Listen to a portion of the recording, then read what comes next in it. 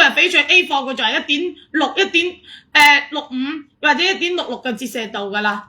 只要你係翡翠 A 貨，天然翡翠 A 貨，我有係啊，咁咪話1.65或者1.66咯，我冇講錯係嘛？因為默認嘅翡翠嘅折射率就係1.65或者1.66，1.66係最標準嘅。但係有時候1.65嗰啲咧，佢都會出翡翠 A 貨嘅證書。但係正常嚟講，喺我哋國內受到國家認可嘅機構，你只有係好多嘅標準都達到咗，佢先會同你出 A 貨嘅證書。哪怕你件就好似翡翠嘅證書，我哋國家嘅認可標準都係1.65或者1.66。如果佢冇到1.66嘅話，冇到1.65嘅話，佢直接係連證書都唔同你出㗎啦。即係唔好話備唔備注，我哋係冇備注，但係我哋係確認咗佢係到咗1.66先會出證書。嗱，我而家喺度睇佢哋嗰啲有某一些機構，即係可能唔係大陸啦，中間珠寶玉石鑑定嘅可以，佢係寫埋折射率喺上面，點測折射率啊嘛，係咪點測折射率？係1.66，係咪1.66？點測折射率係全部1.66㗎。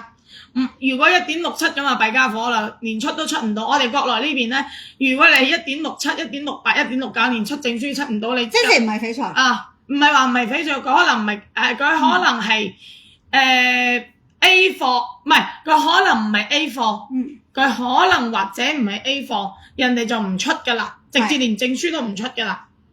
等我睇下先。嗱，我俾你睇我哋個國鉗，攞張國鉗過嚟。呢張係我哋嘅國鉗。呢個 NGTC， 呢個 NGTC 呢個係最權威嘅，但係呢張證書係最貴嘅。呢張證書齋出一張證書都要1000蚊。呢張證書出1000蚊，但係你睇我哋嘅1000蚊呢張證書，國鉗嘅證書，我俾你哋反轉睇下。我哋呢張1000蚊嘅證書一樣係冇寫到有折射率嘅，因為佢已經係默認咗㗎啦。我哋嘅機呢張係 NGTC， 嗱。睇清楚 NGTC 國家珠寶玉石首飾檢測集團有限公司，見唔見到？見到啊 NGTC， 你哋可以上去搜下 NGTC 有幾權威。然後呢個中正珠寶鑑定中心，呢個係我平時出俾大家嘅證書。呢個冇佢咁貴，但係呢個佢嘅權威性都係受到國家保護嘅，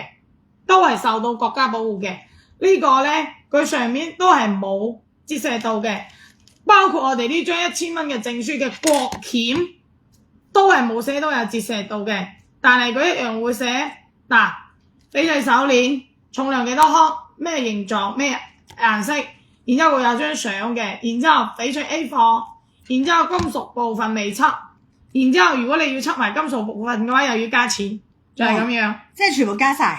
仲全部加晒。仲有咩唔明？還有什麼不明白？係啦，仲有咩想提？我哋仲有咩要分享？你哋仲有咩想問？你有冇咩想問㗎？關於我哋嘅翡翠咧，你仲有冇啲乜嘢嘅問？嗱，啱啱我哋就講咗啦，就分享咗春彩又分享咗啦，飄花又分享咗啦，咩叫藍飄花，咩叫綠飄花啦？咁我哋個種水又分享咗啦，成盤種水就出晒嚟啦，呢一盤啱唔啱啊？呢一盤嘅種水又出咗啦，你哋仲有冇咩想問㗎？仲有冇咩想問 Mandy？ 仲有冇乜嘢話？喂，我又有呢樣嘢喎，有疑問喎，咁啊一直擺喺個心度喎，有冇啊？又有冇咩想問？我知啦，嗰啲珠寶鑑定意向書，仲有折射，我知你講嘅折射率啦。珠寶鑑定意向書，佢係有寫到折射率嘅。佢係有寫到折射率嘅，但係我用可以咁同大家講，佢有寫到折射率咧，都係正常嘅，因為咧佢只不過係加多咗一個備註項，就係咁嘅意思。即係加備註位，加備註位，因為佢係成本咁大噶嘛，你睇，我見到啦，佢係成本書咁樣嗰啲啊，成本書咁大嗰啲啊，即係呢個好似係深圳一間機構有得出。包括係香港、澳門有一間機構有出，你哋想出呢啲咧都可以幫你出，但係會比較之唔方便，因為你會成好多本嘢擺喺屋企。如果你哋想出呢啲紫旗，呢邊都可以幫你去申請，都可以出得到，但係會好多本嘢擺喺屋企，因為我哋而家出嘅即係